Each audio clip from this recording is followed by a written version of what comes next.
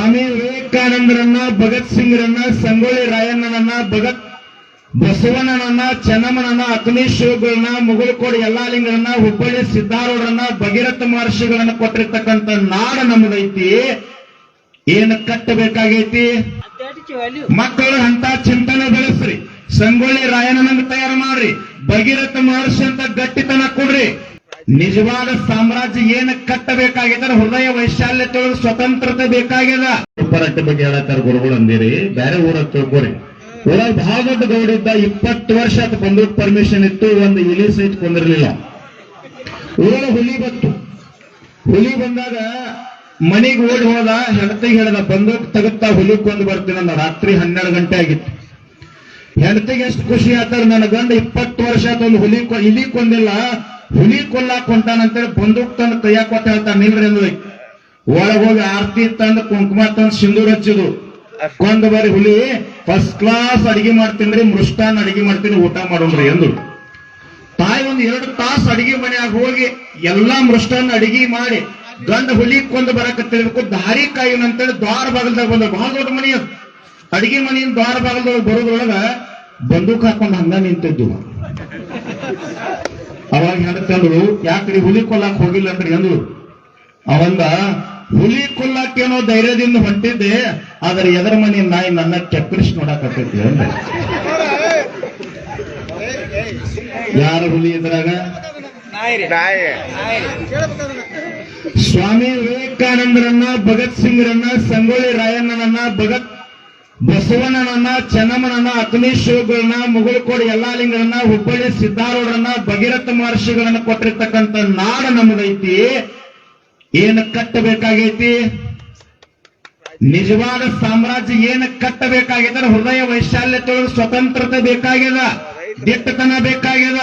ನಿಮ್ಮಲ್ಲಿ ಗಟ್ಟಿ ಆದ್ರೆ ನಿಮ್ಮ ಮಕ್ಕಳು ಶಿಕ್ಷಣ ಸರಿಯಾಗಿ ಕಲಿತರು ಅಂತಂದ್ರ ನಾವು ವಯಸ್ಸಾದ ನಂತರ ವೃದ್ಧಾಶ್ರಮದಲ್ಲಿ ನಿಂದಿರುವಂತ ಪರಿಶ್ರಮ ಬರೋದಿಲ್ಲ. ಮಕ್ಕಳು ಅಂತ ಚಿಂತನೆ ಬೆಳೆಸ್ರಿ. ಸಂಗೊಳ್ಳಿ ರಾಯಣ್ಣನಂಗ ತಯಾರು ಮಾಡ್ರಿ. ಭಗೀರಥ ಮಹರ್ಷಿ ಅಂತ ಗಟ್ಟಿತನ ಕೊಡ್ರಿ. ಈಗೆಲ್ಲ ನಮ್ಮ ಮಿಲಿಟರಿ ಅವರು ಅದಾರ, 60 ವರ್ಷ ಆಯ್ತು ಅಂದ್ರೆ ಅವ್ರು ರಿಟೈರ್ಡ್ ಆದ್ರೆ ಅವ್ರಿಗೆಲ್ಲ ಪೆನ್ಷನ್ ಇರ್ತದ, ಅದ ಇಲ್ರಿ ಸರ್? ಹಾ, ಮತ್ ನೀವೆಲ್ಲ ರೈತರು 60 ವರ್ಷ ಆಯ್ತು ಅಂತಂದ್ರ ನಿಮಗೂ ಪೆನ್ಷನ್ ಬೇಕಲ್ಲ. ಜಗತ್ತಿಗೆ ದೊಡ್ಡ ಅನ್ನ ಹಾಕಿರಿ. ನಮ್ಮ ಅಧ್ಯಕ್ಷರು ಕೇಳ್ಯಾರ, ಏನ್ ಕೇಳ್ಯಾರ ಸಿದ್ದರಾಮಯ್ಯ ಗೊತ್ತಾ? 60 ವರ್ಷ ಆಗಿರ್ತಕ್ಕಂಥ ರೈತ ಗಂಡ ಹೆಂಡತಿ ಕುಟುಂಬಕ್ಕೆ ತಿಂಗಳ 10,000 ರೂಪಾಯಿ ಪೆನ್ಷನ್ ಕೊಡ್ಬೇಕಂತ ಕೇಳ್ಯಾರ. ತಮ್ಮ 10,000 ಕೇಳಿವಿ, ಮುಂದಿನ ಅಧಿವೇಶನ ಬರ್ತೈತಿ ಶಾಂತಿ. ಹಾ, ಏನಾಗ್ಯದಪ್ಪ ಅಂದ್ರೆ ನಿಮಗೂ ವಯಸ್ಸಾಕೈತಿ, ಕಾಟನ ಮನ್ಕೋತೀರಿ, ಕೈಕಾಲು ಹೋಗ್ತಾವು. ಅವಾಗ ಮಕ್ಕಳು ಏನ್ ಮಾಡ್ತಾವು, 1ನೇ ತಾರೀಕು 10,000 ಬರ್ತೈತೆ ಅಂದ್ಕೋ ಕಾಲು ಓದ್ತಾರ, ಹೊಸ ಅರಿವು ತರ್ತಾರು, ಬೇಷನ್ ಉಂಡೆನೂ ಕೊಡ್ತಾರು. ರೊಕ್ಕ ಇಲ್ಲಂದ್ರ ಕಬ್ಬಿನ ಬಿಲ್ ಬರ್ಲಿ ತಡಿ ಕೊಡ್ತೇನಂತಾರ. ಹಂಗಿರಂಗಿಲ್ಲ, ಸೈನಿಂದ ಮಾಡಿದಾಗ 10,000 ಬರ್ತಿರ್ತೈತಿ, ಎಲ್ಲ ವ್ಯವಸ್ಥೆ ಮಾಡ್ತಾರ. ಹಂಗೆಲ್ಲ ಆಗ್ಲಿ. ನಮ್ಮ ರೈತ ತಂದೆ ತಾಯಿಗಳು ಕಣ್ಣೀರ್ ಹಾಕ್ಬಾರ್ದು. ತಂದೆ ತಾಯಿ ಸೇವಾ ಮಾಡ್ರಿ, ಅವಾಗ ನಿಜವಾಗ್ಲೂ ಸ್ವರ್ಗ ಮನೆಯೊಳಗ ಇರ್ತೈತಿ. ತಂದೆ ತಾಯಿ ಪಾದ, ಗುರುವಿನ ಪಾದಗಳು ನಿಜವಾದ ಸ್ವರ್ಗ ಇರ್ತೈತಿ. ಆ ಸೇವಾ ಮಾಡ್ರಿ. ನಾವು ನೀವೆಲ್ಲ ಒಗ್ಗಟ್ಟಾಗಿ ನಮ್ಮ ಮನಿ ಬಾಜು ಎಡಕ ಬಲಕ ಎಲ್ಲಿ ಕಷ್ಟ ಐತಲ್ಲ ಅಲ್ಲೇ ಒಂದಿಷ್ಟು ದಾನ ಮಾಡಿಸಿ, ಅಲ್ಲೇ ಒಂದಿಷ್ಟು ಪ್ರಸಾದ ಮಾಡಿಸಿ, ಜನರ ಕಣ್ಣೀರು ಒರೆಸ್ಕೊತಿದ್ದಂತ ಬದುಕನ್ನ ಕೋವಿಡ್ ಒಳಗೂ ಸಹಿತ ನಮಗ ನಿಮಗ ಏನೂ ಆಗ್ಲಾರ್ದ ನಾವು ನೀವು ಜೀವಂತ ಅದೀವಂದ್ರ ನಾವೆಲ್ಲ ಗಟ್ಟಿ ಕಾಳದೀವಿ. ಭಗವಂತ ಎದಕ್ ಕುಡಿಸ್ಯಾನ? ಭಗವಂತ? ಹಾ, ನೋಡಲ್ಲಿ ಡಬಲ್ ಒಳ್ಳೆದವ್ರು ಹೇಳಾಕತ್ತಾರ. ಅದಕ್ಕೆಲ್ಲಾರು ಒಳ್ಳೇದ್ ಮಾಡೋನು.